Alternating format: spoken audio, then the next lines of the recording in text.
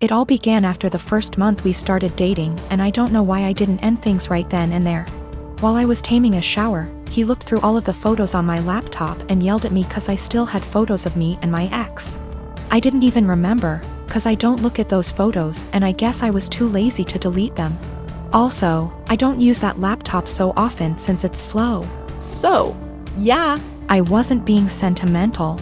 I've always been a nosy person and I admit I stalked his wall, his exes, even his parents, but it was all public info.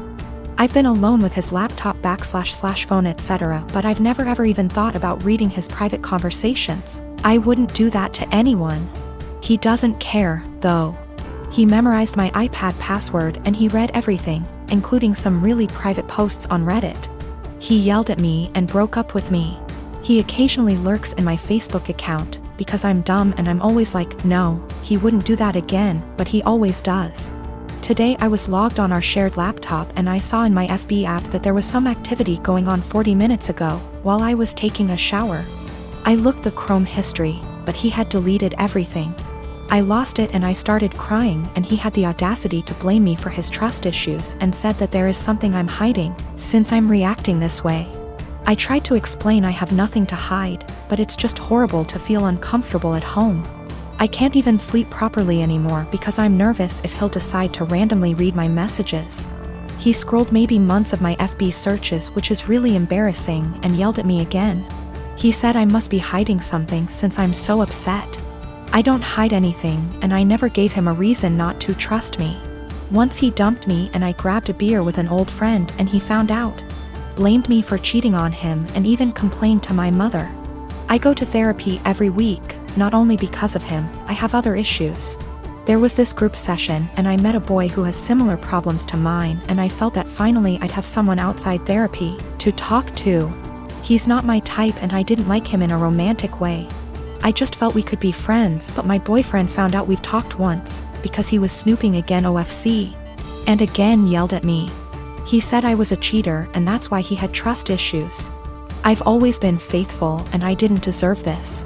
I changed all my passwords, but I'm tired of feeling uncomfortable in my own home. He went out and told me I deserve this and he's right to invade my privacy and I have no right to be mad. I don't know what to do anymore. I finally picked up some courage and ended this pathetic excuse of a relationship. 2 days ago he came with his mother, OMG, to collect his stuff and also took the laptop he gave me as present. Which was pathetic. I am 20 years old. I moved out on my 18th birthday and never looked back. I mostly moved out due to how strict my parents were. When I say strict, I don't mean something like home by 10 p.m. I mean, I wasn't allowed to have friends older than me, even by a few months. I wasn't allowed any guy friends. If I had a project to work on at school and got partnered with a guy, my mom would tell my teachers to make me do it alone. I was only allowed on my phone if someone, mom or dad, was there to monitor what I was doing. Weekdays my bedtime was 9 p.m. and weekends 9:30 p.m. I could only have sleepovers if it was at my house and all of my friends have to be questioned to make sure they were clean, meaning they didn't have boyfriends, no tattoos, went to church, you get it. So you can imagine, I had literally 1 or 2 friends. By 18, I didn't have any plans, I just packed my stuff and left. My parents weren't happy and tried for months to get me to come home, but I didn't plan on it. Anyways, I landed a damn good job and was able to get my first apartment shortly after. My friend is over at my house almost every day with her boyfriend and we just hang out. I didn't cut out all contact with my parents, but I limit it to only special occasions. My mom wanted to have a Zoom family call, whatever it's called, and asked me to join. I figured what the hell, I'll join and say hi. As I'm talking to my little cousin, in the background you could see my friend's boyfriend come into the living room area. Everyone's face kind of froze and I didn't think much of it. My mom asked who it was and I told her and she immediately gets annoyed. She started asking why he was leaving my bedroom, which he didn't. The bathroom is the same way towards the bedroom, so I could see why it would look like he left from my room. She and my dad proceeds to ask me why I have guys at my home, why is he 21 hanging around me? I just turned 20, but yeah, it was like I was 15 again. My mom then insists I have him leave. At this point my friend and her boyfriend hears this and goes like WTF? I didn't know what else to do but laugh. I said, "Are you out of your mind?" and laughed some more. I realized they were serious and said my goodbyes and hung up. Later I started getting messages that my parents are upset I laughed at them and my family says it's in my best interest to apologize, because I was being an asshole for laughing. I laughed at them then hung up, so I thought it was rudish, especially after being told I was by my aunt as well. I'd feel terrible if I did such a thing, but someone did point out they'll never change their ways, so I think I might have to. You know, I've got no idea how to set boundaries, but I'm sure there's a few articles that can help me with that. I found out from my little cousin that my mom has been asking where I live, so now I'm kind of scared for that. Though not many know my address, if she asks the right people she might find out. I hope not. I am 20, female, have recently moved out of my mother's house for college. I enrolled in scholarship. The other night, my mother wanted her, my younger brother, and I to have dinner together. It's been a while since we've spoken, and I'm afraid this might happen again. We were having a nice night, the dinner was delicious, and honestly, we were all having a good time. Eventually, we got onto the topic of how things were when I was younger. I made the comment on how her behavior when I was younger made me feel like I missed out on a lot of things as a child. She disagrees, and tells me that I'm being dramatic, and that my childhood was perfect. Quote, "I was lucky to have a mom who cared as much as she did. My mother gave birth to me when she was 18. My father walked out when I was young, due to a personal conflict between the two. So, she raised me on her own until I was 7.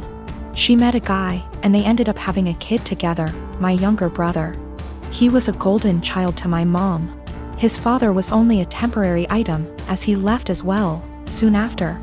Although the father of my brother was still visible in his life, I didn't have anyone to look up to as a father figure.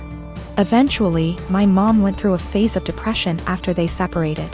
She started to care less and less about her children, and more about her parties and men she wanted to sleep with. It ended up getting so bad that by the time I was 10, I was a full-time caretaker of my younger brother. With the exceptions of the weekends he was with his father. I started to cook, clean, do everyone's laundry, and take care of everything outside of the boundaries of my home. From ages 13 to 15 I began missing out and losing good friends because I wasn't able to participate in any activity related to anyone else. I didn't get a car or a phone until I was 18, and even then I wasn't allowed to leave my house. I graduated senior year with flying colors and ended up getting a scholarship to a really good college. I took this opportunity not only to focus on myself, but to also help my mother realize that I was not going to be around forever. When she found out I got the scholarship, she threw a fit and told me I wasn't allowed to leave my responsibilities here at home. I left a week after the conversation. I did make sure that my younger brother was safe with his second guardian at the time.